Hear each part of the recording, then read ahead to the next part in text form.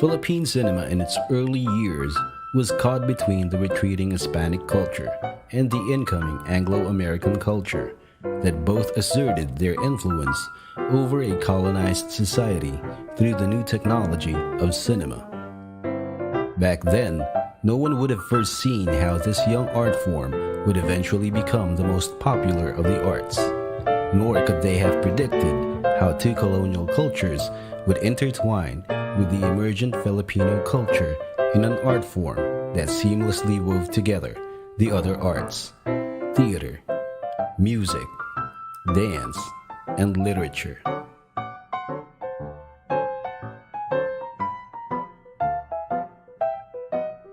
I was invited into this project by the senior writer, Mr. Vibal, and I was so honored. So I decided to join the team, and it went so very well. Because the book is encyclopedic in approach, we have included as much details as possible and checked them for accuracy. Future filmmakers can make it as a not only as a visual but as a factual reference of how film was developed from the earliest time to the present. So they can compare, future filmmakers can compare and the techniques used during that the earliest period up to the present time. Gus and Dennis, the two authors in this book, were attempting to put forth a compendium, really a very, very encyclopedic reference book that attempts to cover 100 years of Philippine cinema. And this is something that is sorely needed because we don't have anything like this. As film historian Nick de Ocampo observed, cinema in the Philippines was born as twin to the nation and mirrored events surrounding and shaping the destiny of the emerging nation-state. During the Philippine-American War and the early years of American rule, the new colonizers used the art form of moving pictures as a propaganda tool to prop up their regime. In the U.S., James Henry White, Elias Burton Holmes, and C. Fred Ackerman produced newsreels about the Philippines for the American market. Both Ackerman and Holmes traveled to the Philippines to shoot travel shorts and newsreels on location. Later, former American military officer Frank H. Goulet opened the Lyric Theater and established the Lyric Film Exchange to engage in the distribution of foreign films. The cinematographo became so popular that the viewing public called the theater used for screening pictures the Cinematografo Teatro. They later coined the word cine as a generic term to refer to film, while they dubbed the place where it was projected a cinehan.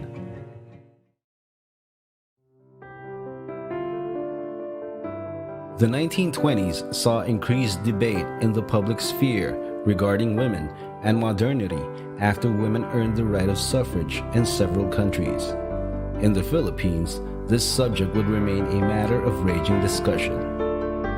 On the cinema screen, Hollywood's images of modern women, including flappers, vamps, and other figures, were shocking to traditionalist Filipinos. There was much concern about these women appearing as sex objects or as models of what were now regarded as modern. Especially Philippine cinema, I mean, it always reflects whatever is happening in society. I mean, particularly about the absence or presence of women. And women have always been present in Philippine cinema. Philippine cinema has been side by side, has been an ally in depicting and showing us how women have advanced in our society. Although women have appeared on screen as a major part of the spectacle of cinema since its beginnings, there were a few Filipinos who expressed themselves and made their impression behind the camera in this new popular medium. 5 women particularly stand out in early Philippine cinema history for their roles in challenging the conservative mores of the time. Although many early films were in Spanish or English, by the end of the 1930s, Tagalog had become more and more clearly established as the lingua franca of Philippine cinema. This development paralleled the growing prominence of the Tagalog language in print, with serialized Tagalog novels or periodicals soaring in popularity. The close connection between literature and cinema could be seen by how quickly these novels were adapted for film. World War II and the Japanese occupation of the Philippines left lingering scars on Philippine society, even with the euphoria of victory and the war's end in 1945. Searing remembrances of war and suffering enveloped the nation. Filipinos flocked to the movies as a source of catharsis, a way to escape the horrors of the past or the uncertainties of the present. But post-war audiences could no longer be fully satisfied with the idyllic and simplistic, romantic, or comedic films of pre-war times. They wanted to see stories that in some way reflected the complex reality they lived in. Philippine cinema had entered a new and charted era. This so-called golden age of Philippine cinema was marked by the re-emergence of the studio system that had begun in the 1930s. The great Filipino film studios, Sampaguita, Premiere, Lebran, LVN, would in time dominate the industry and exert oligopolistic control over the production and distribution of movies and the creation of movie stars. The 1960s was a decade of social unrest when the big three studios of Sampaguita, LVN, and Premiere found themselves dealing with an emerging organized labor movement. Movie crews demanded better pay and working conditions, thus driving up production costs.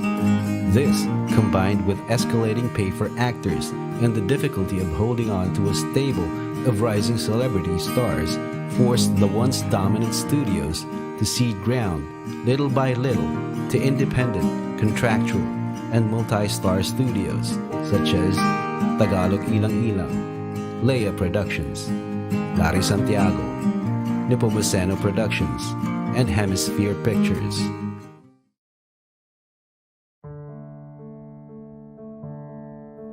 The grim realities of martial law turned a generation of filmmakers away from escapism and crowd-pleasing formulaic storytelling.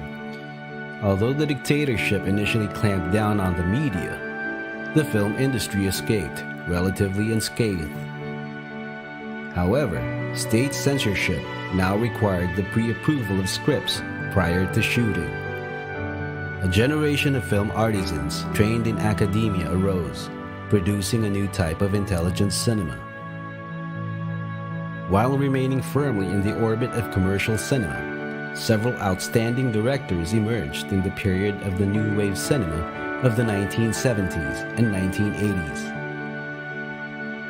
Ishmael Bernal, Celso Ad Castillo, Mike De Leon, Peque Galiaga, Marilu Diaz-Abaya, Loris Guillen, and Mario O'Hara. A brilliant batch of independent filmmakers and original voices also emerged during this turbulent era, including Kidlat Tahimik, Raymond Red, and the documentary and short filmmaker Nick de Ocampo. It was in the era of martial law that the second golden age happened. Many masterpieces were made. It's a good thing many of these films still exist. So we're able to enjoy them, and the evidence is there that this indeed was the second golden age, and it was a kind of renaissance in spite of the, shall we say, the political situation at the time that inspired many of these filmmakers to come up with some of their most provocative works, and which I think have cemented their reputations, and also these films have made a dent in the movie-going public, and not just in the Philippines, but I think also outside. The public's longing for escapism from the harsh realities of poverty, crime, and social injustice had reached a peak in the 1960s and early 1970s when a young provincial singer named Nora Honor burst onto the scene and became an overnight sensation. Nora not only diverted the Philippine movie-going public from their growing demand for sex-related bold films, she also broke the ascendance of mestizo-looking actors that had been enforced by the studio system since the 1930s.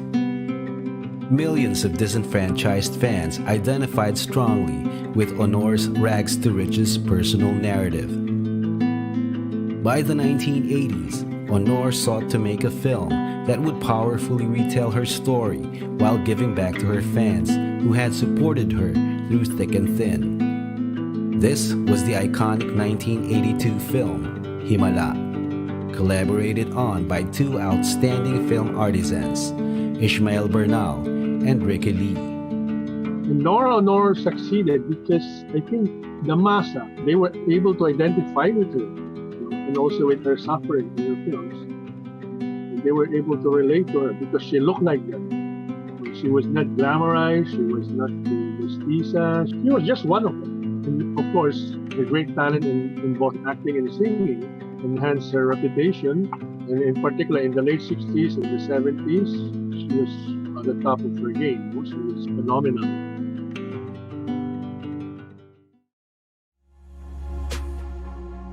Political turmoil, public unrest, and uncertainty after 1986 fueled yet another resurgence of bold films, a phenomenon that mirrored the turbulent bomba era of the early 70s.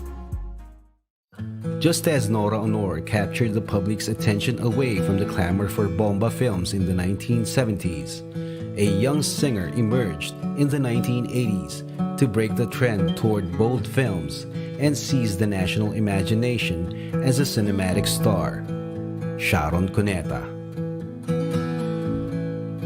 In many ways, Cuneta seemed to follow the same path as Nora Honor.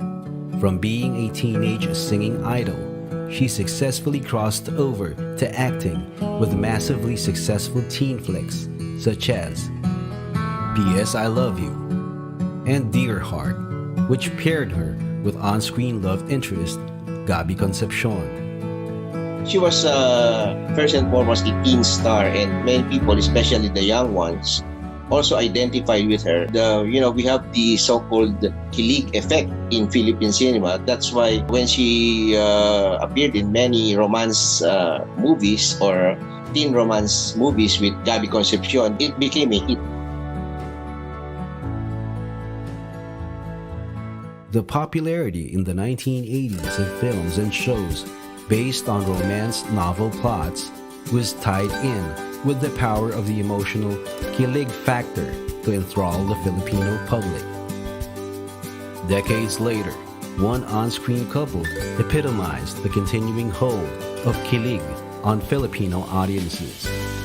And the booming influence of social media and internet fandom on the film and entertainment industry. Maine Yaya Dub Mendoza and Alden Richards, known together as Aldub, became a phenomenon as two unlikely stars who were propelled from social media to television and then to the cinema by viral fandom. Social media, yes, has been a very positive accomplice in the film industry. Without social media, we would not be discussing films. Because a lot of discussions now, especially during the age of streaming, has been through social media. Well, it did improve the Philippine film industry in that many filmmakers can now present their movies in a social media platform, but it also killed many mainstream filmmakers by the way that many mainstream filmmakers now have to compete with social media in order to earn some income.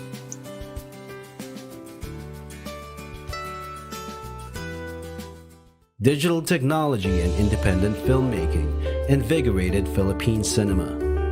Freed from having to cater to commercially oriented studios or mainstream audiences, younger filmmakers can run with riskier narratives, developing new types of filmic language and ways of seeing.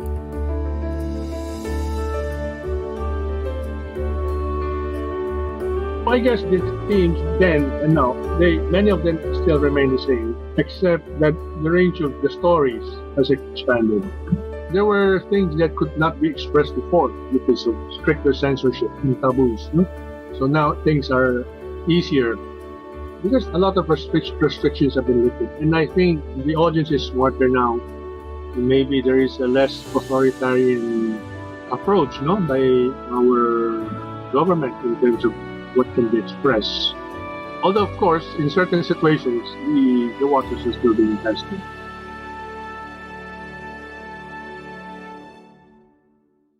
As the coronavirus spread across the globe in 2020, stringent quarantine and social distancing measures affected almost every aspect of life, and the film industry was no exception. While a traditional film set requires a crew of around 100 at least, under the new normal, this number must be reduced by half to ensure the safety and health of workers.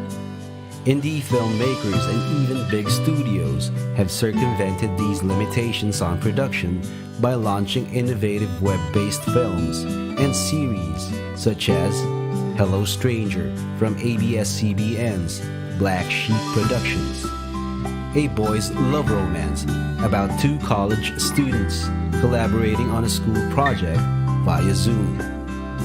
The streaming services like Netflix or iFlix, as well as YouTube, for example, they changed the way we view films because now you can view your favorite films in the comfort of your home. And with the arrival of big TV screens as well as home sound system, you can enjoy films from the comfort of your home without going out to view them in cinema. And also the experience of going to the cinema, although it is much more exciting to go to the cinema than to be in the comfort of your. In the time of this pandemic, we have no choice but to make do of what we have. Just view these films in the internet. In the age of streaming, there has been some kind of leveling the playing field, you know.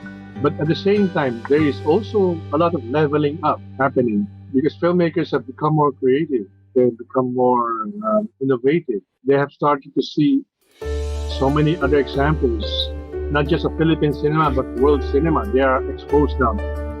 I think there's greater film literacy now, you know, among our filmmakers and the film audience. And this can only mean that people will be looking, filmmakers will be making more newer, more exciting kinds of films, and the audience will also be looking for something new, something that is out of their usual realm of interest. Through war, revolution, social upheaval, political turmoil, martial law, censorship, pandemic, the art of cinema has remained constant and yet ever-changing as the times. Changes in social norms, changes in government, changes in society, changes in fashion, changes in technology. All have shaped cinema, the twin of the nation, mirroring its history and projecting its image on screens, big and small.